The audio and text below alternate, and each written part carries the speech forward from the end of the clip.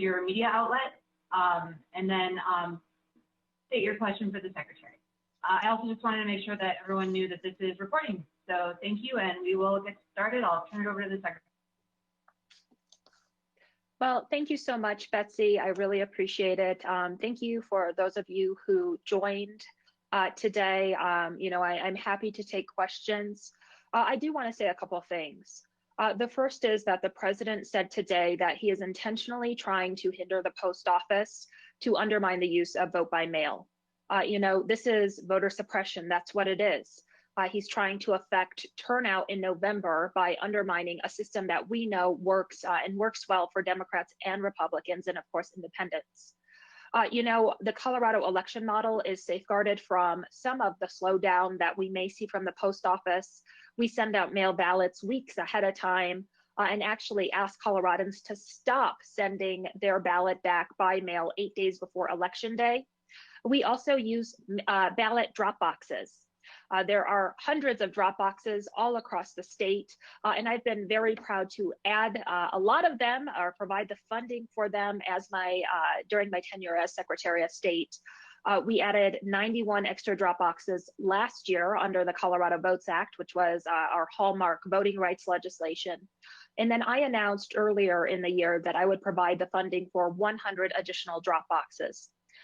So overall, we are in a much better position than the rest of the country, but I do think that we really have to be mindful to the extent of voter suppression that we are seeing, whether it's lies about vote by mail, which we know works very well here in Colorado for all voters, Democrats and Republicans alike, whether it's an invitation of foreign interference into the elections, to attacks on the Postal Service intended to slow down the use of mail ballots.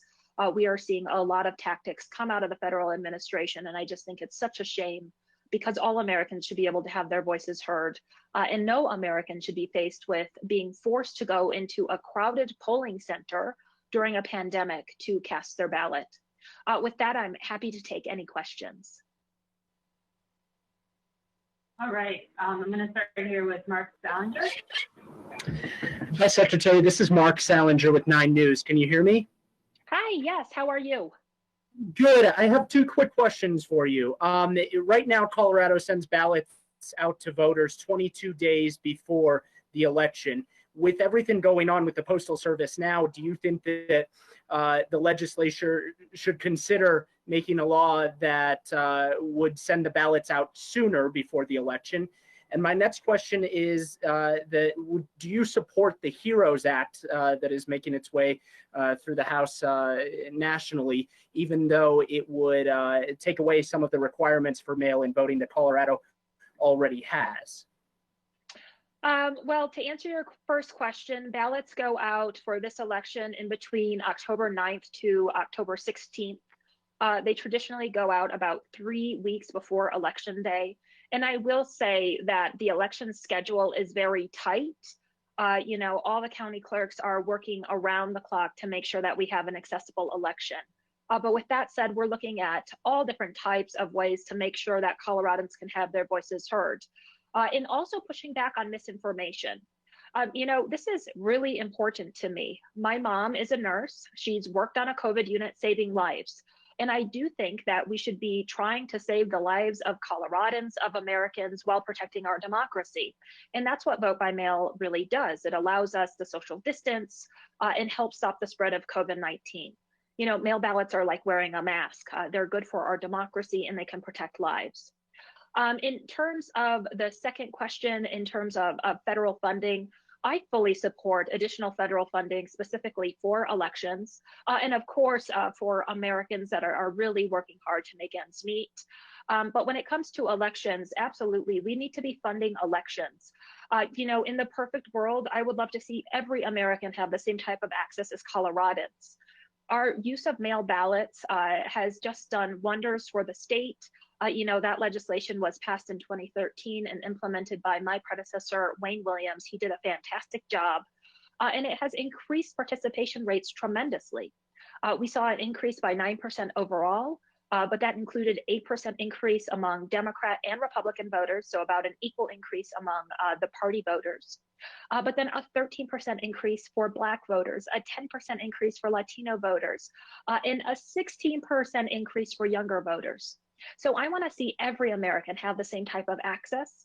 And I do not believe that Americans should have to risk their lives to cast a ballot. Unlike Donald Trump, I am very supportive of making sure that all Americans have the same type of access that Coloradans do. All right, next question from Caitlin Kim. Caitlin, it says you're self-muted, so you'll need to unmute yourself. I can't unmute you. The old Zoom problems or GoToWebinar problems. All right, I'll move on to Marianne while Caitlin figures out her mute. Okay. Oh, there we go. Marianne. Oh. Go to Marianne. Oh, Caitlin, go ahead. All right, sorry. Yep. Sorry, Marianne. Thank you, Secretary. This is Caitlin Kim from Colorado Public Radio. I have a two-part question. The first one being how ballots are mailed out. I understand Colorado was one of the states that received a letter from the USPS attorney about the marketing mail versus the ballots are sent out via marketing mail in the state, but they're usually treated as first-class mail, and that's not going to happen this time around. What are you doing to try and sort of mitigate any lag that's going to cause in people receiving ballots and then the state getting them back? And you'd mentioned these additional drop boxes. Are you seeing that as a way of working around some of the USPS delay issues right now? Thank you. Well, thank you for that question. A really good question. So to start off with, USPS has sent letters, including to us, saying that they're going to change how they treat election mail. You know, we have safeguards in place that allow us to mitigate some of the slowdowns that we will probably see from USPS. Because our ballots are sent out in so much in advance of Election Day, we're confident that Coloradans will receive them. And then actually, I led a piece of legislation that the governor signed into law a couple months ago that required that replacement ballots or any ballots that were going out after the first batch are sent out are actually sent with first class priority mail postage. So that was a piece of legislation that we thought we needed, and now we are really glad and realize the extent that we did need that piece of legislation. So we are uniquely situated to withstand any slowdown from USPS. You know, most Coloradans who vote their mail ballot will return them to a drop box. We have about 75% of Coloradans on any given election vote their mail ballot and return it to a drop box. But the use of the mail and also in-person voting is really important. And I do want to really underline that the president is saying that he is trying to defund the United States Postal Service to prevent Americans from voting. That is reprehensible. You know, I just am taken aback that he would verbalize it. And I think that there has been a pattern of voter suppression. You know, we're in the middle of a pandemic. We had Wisconsin have their primary, and in Milwaukee alone, 180 polling locations were reduced to 5. We saw voters wait in 5-hour lines, and 70+ voters got sick by going to the polling centers. So the alternative to that is the Colorado election model of sending a mail ballot. So the president then attacks mail ballots with lies. Then he attacks the post office, which is a key partner in having an accessible democracy. The alternative to a post office is drop boxes, and the RNC is filing lawsuits against drop boxes. We know how to have accessible elections that are secure. Not only are we considered one of the most accessible states to cast a ballot in today, the Washington Post in 2018 commended Colorado for being a leader in cybersecurity, and so did President Trump's own former DHS secretary. And one of the reasons that we are such a secure state is that we use those mail ballots. Russia cannot hack a piece of paper.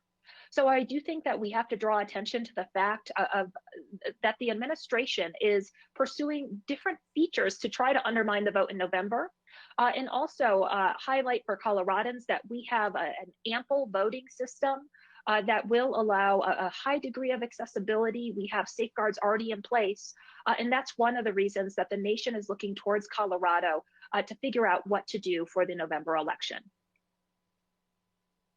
Thanks. Now we'll go to Mary Ann. You're sure? Okay. Hi. Mary Ann with Mary Ann. Colorado Politics. Hi. And Caitlin asked one of the questions I was but I'm going to follow up on hers a little bit. She had asked about what you could do to deal with things like this. Are there other things you can do in addition to drop boxes to ensure that Coloradans do get their mail? And my second question, I know a lot of rural counties only have one voting service center. Are you increasing drop boxes in rural communities? Really good question, Marianne. Thank you so much for that question. The one thing that we can do and are doing is that I still have application open for increased number of drop boxes. So I announced that this year, using the federal CARES money, that I would add I would provide the funding for up to 100 additional drop boxes. That application process is still open. It will be closing in about a week or so. So we really encourage county clerks to add more access, add more drop boxes, because we want to have accessible elections for all Coloradans. In terms of safe voting, I did issue a series of election rules to make sure that in-person voting was as safe as possible for the state primary. We will be slightly adjusting them on the margins, but we will have those similar election rules for November. And one of the rules includes making sure that there are backup polling centers. We have been provided with guidance from the state epidemiologist about what we should do if a voting site becomes contaminated. That in-person voting is so important, so we want to make sure that that is safe and secure, but also that there's backups. I was just on a panel with the Secretary of State of Michigan and Connecticut, and the Secretary of State of Michigan commented that 2020 is Plan B with a lot of things. And I just want to really highlight that Colorado has been leading on what that Plan B is, whether it's our voting rules, the emergency rules we put in place to make sure that in-person voting is as safe as possible, to all the extended access that we've been adding, whether it's extra voting centers or extra drop boxes. And when it comes to the Postal Service in general, we have a great relationship with our regional Postal Service. They do a fantastic job. They're partners. But I am extremely concerned about the new Postmaster General. A story just broke last night that he has conflicts of interest. He is sitting in a bed of corruption, leading the Postal Service. And of course, with what the president has been saying, it is very concerning that they are trying to undermine the Postal Service for their personal gain, whether that's financial or political.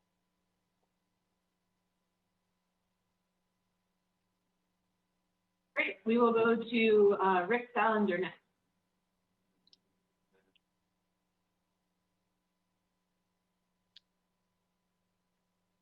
It's the old unmute.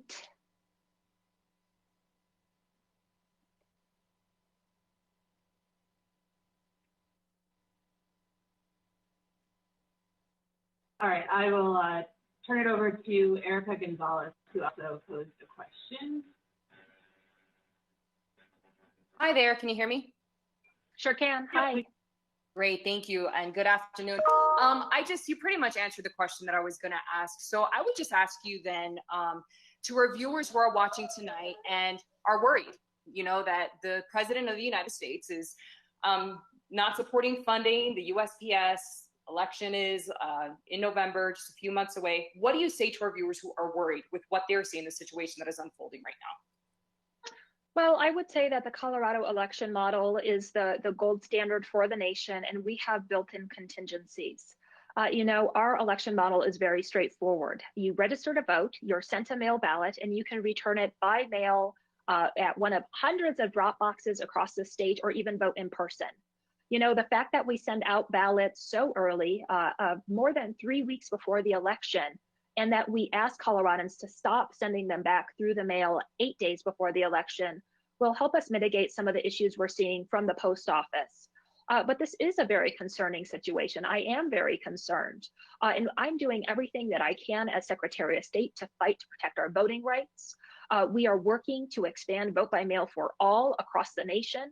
You know, it's reprehensible to think that an American would be faced with risking their very life to cast a ballot when we have a better system in Colorado. We know what works. It's vote by mail for all.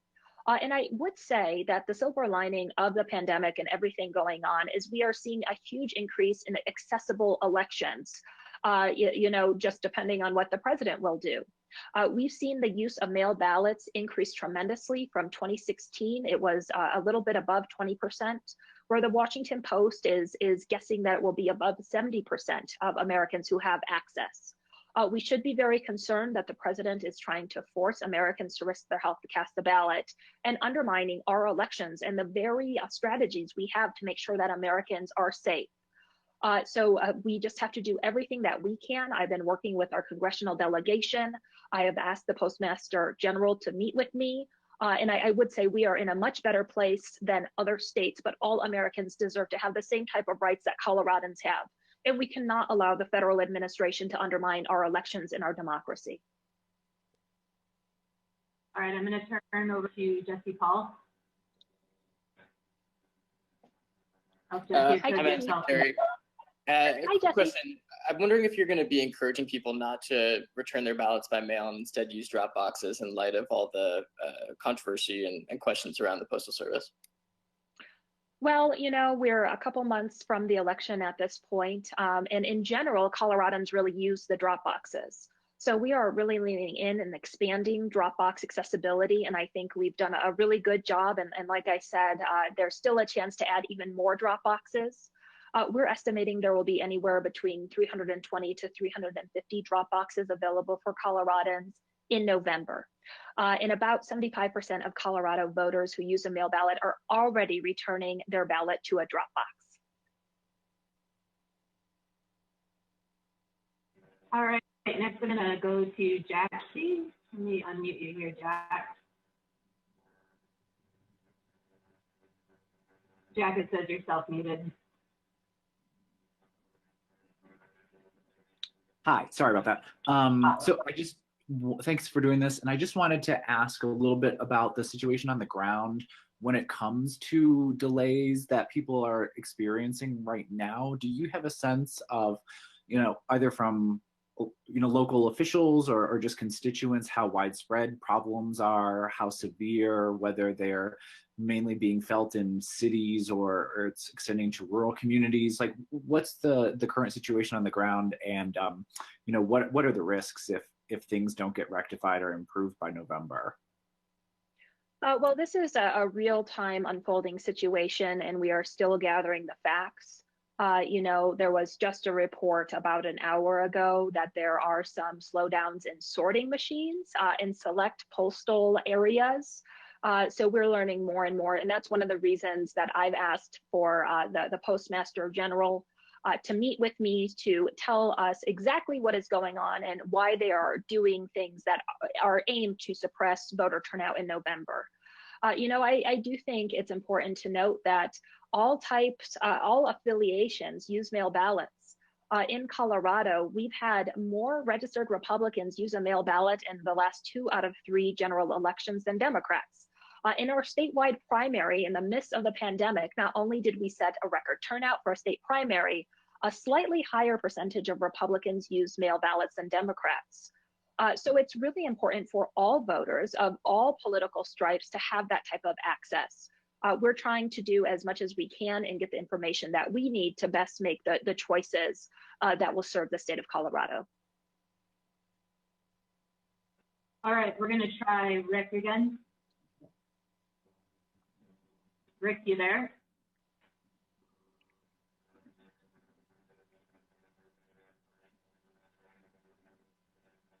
Showing you unmuted. Okay, we're gonna turn to the last question here from Taylor. If you can make sure to identify your media outlet, that would be great. Thanks. Hi, Taylor Summers for News Radio. I was curious, I know that Washington State has had some back and forth with the president over this issue as well, and the AG has said he's willing to get in and take this to court. I know this might be the Attorney General's perspective a little more, but I was wondering if you would see this potentially going to court as well as if this continues to escalate here? Well, that's a good question, because we need to do everything that we can to stop the use of the pandemic and the use of the post office to suppress voters. And we will do absolutely everything within our power, and just more to come on that topic. Related, I think it is really important to underline, this isn't just about having accessible elections during the pandemic, though that's a large part of it. It's also about voter accessibility. And as a Secretary of State who's in charge of making sure that our elections are accessible to all communities, I do want to share that vote by mail increased participation by 9% in Colorado, including 8% evenly among Democrats and Republicans. It also increased turnout of Black voters by 13%, Latino voters by 10%, and younger voters by 16%. We are also in a time on top of COVID-19 with a reckoning of the systematic racism that we see in the United States. And voter suppression is systematic racism. One tool that we have to combat it is vote by mail for all. That's why I'm so passionate of really taking our Colorado election model and urging other states to adopt it. All right, everyone, that concludes our media availability for today. Thanks so much for joining us, and we will see you next time. Thank you. See y'all later.